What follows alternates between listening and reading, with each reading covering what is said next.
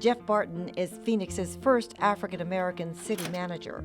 But first, he's a husband, father of 3, and a history buff.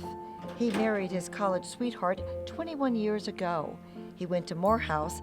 His wife went to Spelman, both historic black colleges and universities. Morehouse was the only school I applied to, and I applied there because my grandmother wanted me to go there. I always got good grades in school. That wasn't the issue. It just wasn't something that I thought was my path. My grandmother was a huge Martin Luther King fan, her and my aunt was more like my sister because my grandmother raised me, and she wanted me to go to Morehouse because that's where Martin Luther King went to school. And so for me, going down there and seeing a bunch of kids that look like me, that aren't getting into trouble, they're focusing on school, it was a very different experience. But Morehouse is kind of like, we used to bill ourselves as the Harvard of the South, especially for HBCUs. So everybody there was really smart, really intelligent, and you're constantly trying to establish a pecking order. And so I think I found a lot about myself there.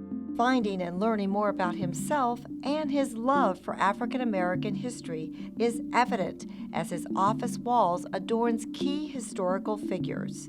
But he too has a prominent bloodline. My great-grandmother was the great-niece of Frederick Douglass. Her great-grandmother was Eliza Mitchell, who was Frederick Douglass's sister.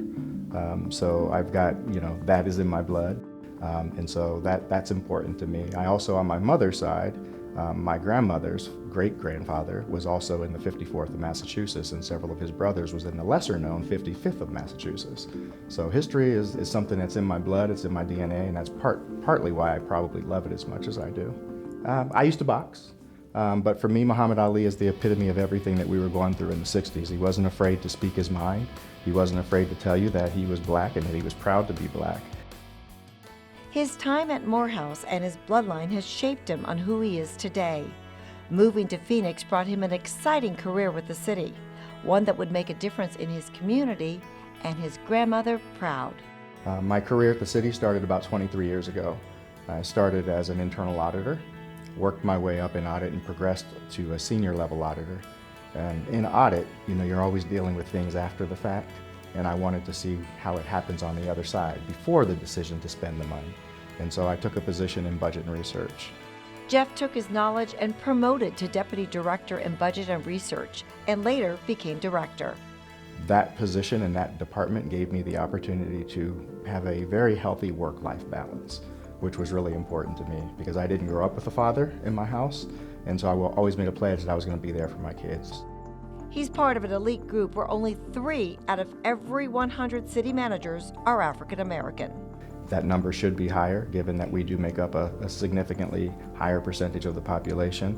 For me, I was fortunate that I did come into this organization and I had people that saw something in me and that gave me an opportunity to grow my skills and grow my talent. I think this organization, the City of Phoenix, does a great job at promoting diversity and encouraging diversity. I think there's still room to grow, obviously, and we're doing everything that we can. The council, just a few years ago, voted to create the diversity and equity and inclusion position. We're in the process of hiring that now. Jeff credits past city managers and assistant city managers as mentors, so in turn, he gives back.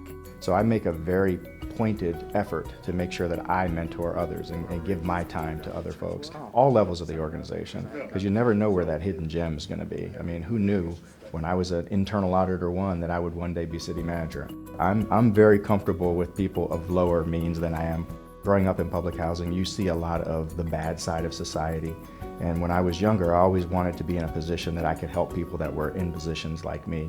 So as city manager, I have the opportunity on a daily basis to lead over 14,000 employees that deliver services to 1.7 million residents on a daily basis. And some of those services are things that are vital to their everyday survival. When asked what is he most proud of as city manager, he answered, with the city, I think I have to say, cracking the ceiling and being the first black city manager is something that I take a lot of pride in. I didn't do that alone though. With me, everything I do is through a team. I wouldn't have gotten here without the help of others and being able to stand on the work of other people that I work with and have worked for. But at the end of the day, being able to go home and look at myself in the mirror and still like that person and still have respect for that person and still have my wife and my kids respect the person that I am on a daily basis.